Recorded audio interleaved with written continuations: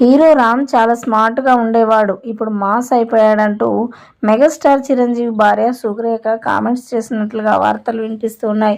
వీటికి సంబంధించిన విషయం ప్రస్తుతానికి సోషల్ మీడియాలో ఎంతో వైరల్ అవుతుంది.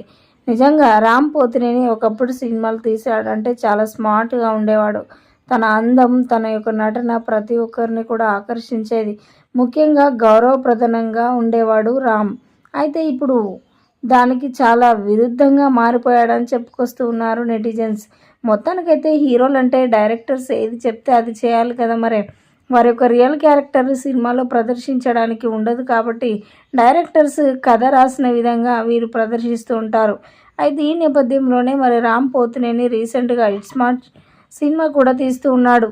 ఆ సినిమా నేపథ్యంలోనే చాలా రఫ్గా నటించబోతూ ఉన్నాడట. అంతకంటే ముందు ఇస్మార్ట్ శంకర్ మూవీలో మరి ఎంతలా నటించాడో తెలిసిందే. తన యొక్క పాటలు, మాస్ లాంగ్వేజ్ చూస్తే మాత్రం ప్రతి ఒక్కరు షాక్ అవ్వాల్సిందే. ఈ యాంగిల్ కూడా ఉందా, ఎన్ని షేడ్స్ ఉన్నాయి ఈయనలో అంటూ కూడా మాట్లాడుకొచ్చారు ఫ్యాన్స్ అయితే.